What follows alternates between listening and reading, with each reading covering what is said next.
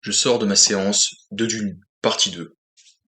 Mais avant de sortir la critique du film, je vais donner mon ressenti concernant la première partie, qui est sortie en 2021, si je ne me trompe pas.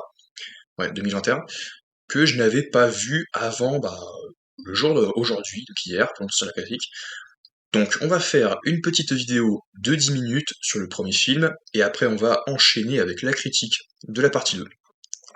Sachez d'abord que je trouve la partie 2 exceptionnelle. Voilà, exceptionnelle, d'autant plus vis-à-vis de la première partie qui était sortie 3 ans auparavant, quasiment en 2021, qui, on va en parler tout de suite, euh, était un petit peu bah, bah, pas, pas ouf quoi en fait. C'était sympathique mais sans plus quoi. C'était pas non plus pour ce long que c'est 2h20, on va y revenir là aussi. Mais je trouve la première partie longue un peu pour pas grand-chose, hein. Enfin, ok, hein. Alors d'accord, on présente le lore, les personnages, il faut prendre le temps de les développer, enfin de les présenter vite fait les tribus, tout ça, mais ça prend trop... Ouais, ça dure trop longtemps. En fait, en fait, il m'a laissé sur ma faim. Et je remercie Dieu de m'avoir permis de me rappeler que ce film existait seulement en ce début d'année 2024. Merci à Ro de m'avoir précisé que Dune partie 2 faisait partie des films les plus attendus, en plus de Deadpool et Wolverine, et des autres films que j'ai pu parler donc dans ma vidéo.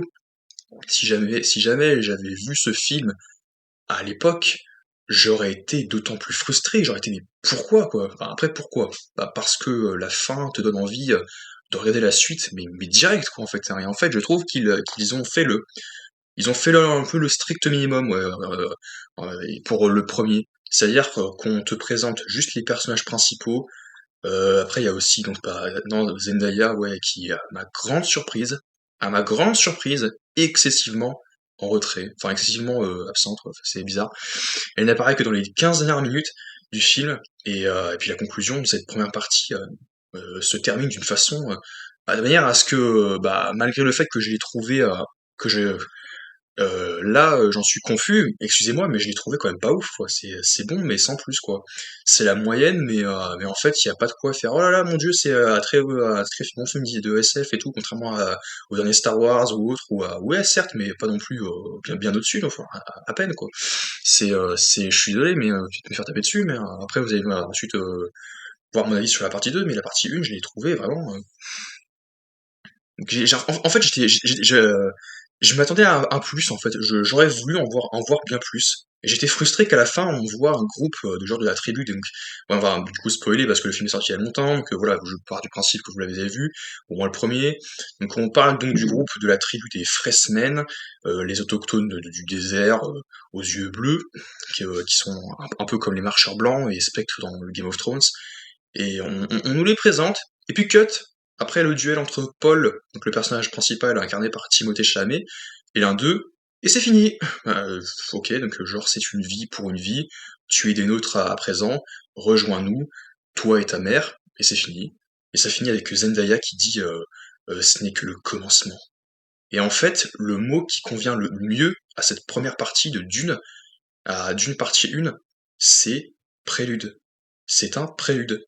Il est là pour présenter les peuples, les personnages centraux, l'histoire qui les rassemble, les enjeux vite fait, puis aussi les conflits vis-à-vis de l'épice, puis tout ça, la production d'épices, la richesse, la puissance donc c'est pas des colonies, mais donc des différents clans, tout ça. Et en fait, c'est tout. Et puis Paul qui a des visions, qui dit ah mais je vois l'avenir, mon Dieu, funeste destin pour pour mes frères, pour mes amis qui me sont chers. Mais en fait c'est tout, en fait on ne présente que ça. Et puis après j'aurais dit ouais c'est pas mal, c'est cool, c'est très intéressant la manière dont c'est amené. Mais en fait c'est ça, j'étais tellement rentré dans le truc que en fait quand ça a coupé, que ça a passé à autre chose et que ça fait discuter, je disais tiens ah ouais ça baisse un petit peu quand même le rythme et tout. Et en même temps j'étais frustré parce que j'aurais voulu en voir bien plus quoi. J'ai dit ah mais j'aurais pas dit non en fait, hein. Moi j'aurais dit non non ça va pour cette première partie. Je sais que la partie 2 est là donc ouais, mais je voulais quand même en voir un petit peu plus dans cette première partie. Ce qui me fait dire qu'en fait que je me mets tout simplement à la place de ceux qui ont vu le film à l'époque Ils ont dit les mecs, s'ils ont accroché, ils ont dû se dire putain mais franchement je veux en voir plus quoi. Ça, enfin on voit les Freshmen, enfin on les voit, et puis d'un seul coup pouf c'est fini. Hop là, enfin on voit Zendaya et tout. Oh mais d'accord. Et ça dure 2h20. Et je trouve que ça ne mérite pas 2h20. Après, c'est bizarre parce que d'un côté, je dis que je voulais en voir plus, mais en fait, j'aurais voulu en voir plus dans ce condensé de 2h20, quoi. J'aurais voulu qu'on retire quelques petites scènes là où c'est un peu au milieu du film, là où il progresse un petit peu, mais sauf que pas assez vite, en fait. En fait, toute leur escale et tout, on te les montre, et du coup, tu fais, quand ils quittent la planète, et tu fais, pour aller vers les Freshmen, et tu fais, ah, d'accord, donc c'est intéressant, enfin, on y va, enfin, on va voir qu'est-ce que ça cache et tout. Mais, je voulais, en fait, que ça accélère un petit peu plus, quoi. Après, si on retire le générique, ça fait 2h10, mais bon, mais pour 2h10, je trouve qu'avec tous ces cuts, tous les silences, le calme, quoi, après, quelquefois, c'est cool, mais, trop, en fait, en fait, typiquement, t'as aussi donc les personnages, donc les Harkonnen, genre quand ils arrivent, t'en as juste un qui dit ouais, avec le personnage de Dave Bautista ou son oncle, ils échangent juste de 2 lignes de dialogue, après il retourne dans son bain, puis après pouf, c'est fini. Ça, 2-3 fois dans le film, en l'espace d'une demi-heure, et j'ai fait what? Ça avance, mais en même temps, c'est pas. Bah, bref, j'aurais voulu en avoir plus quoi à ce niveau-là. Donc c'est littéralement ça, c'est le calme avant la tempête. Et c'est exactement ça, c'est vraiment le calme avant la tempête. C'est un prélude. Mais je trouve que ça rend le film. En plus, c'est ce qu'il dit en plus à un moment, et c'est pour ça que ça m'a fait rire quand j'y ai repensé. C'est que t'as un moment, t'as donc Josh Brolin, qui est donc l'entraîneur, un des potes à donc Josh Brolin, qui dans le film, il dit c'est trop calme. C'est ça qui m'inquiète un peu quand même. Ouais. Et moi je me dis, ah, moi aussi ça. Et moi au contraire, je me suis dit, tiens, non, au contraire, même si c'est trop calme, j'aurais voulu que ce soit un petit peu moins calme à ce moment-là, ben j'aurais quand même voulu quand même qu'il y ait un peu plus quoi. Parce qu'après effectivement c'est le calme avant la tempête, parce que t'as les Harkonnen qui attaquent le clan des Atreides, c'est ça, donc le clan de Paul, et du duc Leto, hein, incarné par Oscar Isaac. Donc c'était littéralement le calme avant la tempête. Mais ouais, j'aurais voulu avoir ça, l'équivalent de ça, un peu plus de fois, ou en tout cas découvrir, déceler un peu plus de mystère. Niveau mystère, c'est vrai que c'est cool, ça te, enfin, niveau mystère, c'est cool, mais j'aurais voulu en voir un peu plus quand même. C'est que après il y a des plans qui m'ont marqué dans ce premier chapitre, mais quand même j'aurais voulu en voir un peu plus. Alors oui, il y a donc Paul, le fils du duc, a des visions, il a un destin bien défini, cela pose les bases, mais c'est un petit peu long quand même. Donc retiré du Cora, quoi. C'est franchement, concernant le personnage donc de Paul Atreides, j'ai aimé son histoire, son parcours, mais c'est vrai que niveau développement, je pense, en fait c'est dans la partie 2 en fait qu'il y a des questions de développement. C'est dans la partie 2 qui s'est vraiment affirmé, franchement. Et j'ai adoré. Et bon, mais ça, on en parlera dans la deuxième critique, du coup, parce que dans la partie 1, niveau développement, en même temps, c'est que le premier film, donc c'est vrai que c'est sûr, s'il y avait eu qu'un seul film, bah j'aurais fait, non mais c'est quoi ça, c'est juste un film et ça se fait comme ça. Donc évidemment que non. Qu'il y a une partie 2, il y aura sûrement une partie 3, ce sera une trilogie, parce que vu comment le 2 se termine, je le savais déjà, et puis en plus, quand on a vu que le 2 se termine, tu fais, ouh là là, vivement la partie 3 aussi. C'était cool. Mais là, la partie 1, ouais, le niveau développement, c'était pas tout ouf non plus. Après, c'est dans le 2, il s'est vraiment affirmé, mais j'en parlerai. Carrément, il s'affirme et il est vraiment incroyable, et vraiment, voire même, je dirais plus, hein, il est plus qu'incroyable, hein, je dirais un peu plus, je dirais même un quelque chose là. Mais le fait qu'il ait des visions, qu'il fasse des cauchemars un peu à la Brandon Stark, je vais continuer avec mes références, comme par exemple aussi John et les Sauvageons à la fin, avec les Freshmen, c'est un peu le parallèle, où il doit rejoindre donc les Freshmen après voilà. Sauf que là c'est pas pareil, il tue l'un des leurs, c'est pas l'un des siens, c'est l'un des leurs qui tue donc du coup, bah, comme il a tué un des leurs, bah, il doit en gros prendre sa place et du coup bah, les rejoindre. Et c'est ça. Et puis la mère, la mère, c'est la père, donc du coup c'est sa mère, il peut pas être sans sa maman. Et franchement, j'ai adoré tout ça aussi. Mais comment dire, quand il s'entraîne aussi avec Josh Brolin, qui s'inquiète pour son ami Duncan, donc Jason Momoa, qui se bat comme un lion et qui défend. Ça j'ai adoré aussi, que Momoa se bat comme un lion, qui défend son ami jusqu'au bout. J'ai aimé les liens, les interactions avec les personnages, l'affect que ça m'a procuré, qu'il y a autour de les concernant. Le père aussi, alors après j'ai pas pleuré, mais en même temps intérieurement c'était quand même très fort. Le père aussi, donc le duc Leto, Oscar Isaac, bien aimé aussi, qui est là pour essayer donc de stabiliser, de conserver une certaine harmonie entre les peuples de la planète de sable, Car il y a oui aussi, donc j'en ai parlé, donc il y a le duc de Leto, donc Atréide, et Paul, donc enfin son fils, et il est leur. Il y a le clan des Harkonnen, donc ceux qui ont la peau blanche, qui sont un peu les méchants, qui eux veulent dominer la planète et triompher parce que tu as aussi donc le peuple donc des Fremen, donc les gens du désert qui sont de leur côté, j'avais dit.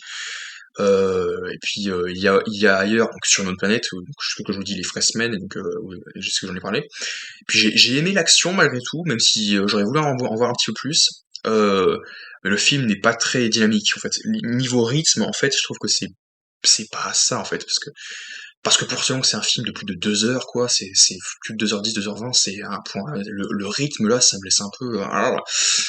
Qui est un peu plus de quelque chose un peu plus concrète là, parce que là, techniquement, ok, c'est genre l'élu de la prophétie, oh, mon dieu, c'est un garçon, oh, ça veut tout dire, c'est pas une fille, c'est un garçon via la famille, donc du côté de sa mère, donc de Paul, qui est normalement, ouais, c'est un côté très matriarcal, genre c'est vraiment les filles qui s'affirment, qui sont des guerrières, enfin pas des guerrières, mais qui sont puissantes, qui s'affirment, et qui ont un certain pouvoir, qu'elles transmettent justement à leur fille. Mais là, du coup, c'est à son fils, donc Paul, qu'elle l'a transmis, donc son don en fait, et ça change la donne en fait. Il se dit ah c'est un garçon qui a ce pouvoir, mais du coup ça le rend d'autant plus puissant et tout. Enfin après c'est pas trop pris là-dessus, mais c'est quand même très bien. Puis alors oui, donc encore une fois, je sais, ce n'est qu'un prélude, ce n'est que le commencement, comme dit Shani, donc le personnage de Zendaya, mais il y a tout le milieu qui est très long en fait quoi. Il faut mettre la machine en route, mais j'aurais préféré qu'il retire quelques extraits en fait, bon, qu'il ira. Mais bon, enfin tous les extraits de 30 secondes ou 1 minute où ils échangent, ah mon dieu, ils vont voir les mecs du désert, les Fremen, ah ils vont emporter les buissons et tout, ah, c'est menacé. Donc qu'est-ce qu'on fait des Fremen? Bah tuez-les tous, hein, tuez-les tous, lui et ceux qui ont et tuer tous les rescapés donc des Atreides, toute la lignée Atreide et les Fremen doivent périr, donc allez-y tuez-les tous. En fait, ouais, ça, ok, on comprend donc les motivations. Et t'as l'empereur qu'on apprend qui a voulu, causer la chute donc, des Atreides parce que on apprendra plus tard aussi la vraie raison pourquoi, qui est un peu simple quand même si encore une fois, tu n'es pas non plus trouvé donc soit c'est simple comme ils ont dit, soit c'est un peu un peu plus personnel quoi. C'est genre ils voulaient se venger d'Atreides ou je ne sais quoi, il y a un conflit. En même temps, il n'y a pas 36 raisons qu'ils auraient voulu. C'est des méchants, c'est vraiment ceux qui veulent s'imposer, prendre possession de leur planète, être les plus riches, les plus puissants. D'accord. Donc ça j'ai quand même bien aimé malgré tout, mais c'est vrai que c'est des extraits qui étaient un petit peu, ouais, c'est un petit peu redondant par moment, puis un peu pour pas grand chose. Que ça revienne dans la partie 2, c'était un peu le cas, je le dis d'accord, mais là c'était un peu trop. Là. Et bon, il y a au moins aussi donc la mort du père qui m'a touché, celle de Duncan aussi. J'ai aimé donc la dernière partie du film avec les Fremen et Shani, mais j'aurais voulu que le film continue au moins 10-15 minutes encore après avec eux et que l'on voit au moins deux d'autres groupes et la tribu de loin. Donc la traversée du désert, tout ça. Les visions de Paul, donc c'était intéressant et bien monté. Après, il y a malgré tout, malgré les révélations et les images dévoilées, un peu de mystère, et comme il le dit bien, c'est aussi un peu confus. La conclusion, ce n'est pas un mauvais moment à passer, mais je suis quand même content d'avoir attendu le dernier moment pour le voir, pour enchaîner directement avec la partie 2. Parce que là, autant il y en a qui peuvent ne pas être super impatients et se dire ah bah en fait non le 1 c'est pas ouf, le 2 j'irai pas le voir. Autant ceux qui disent ah bah ok le 1 c'était très bien, bon, j'ai hâte que le 2 sorte.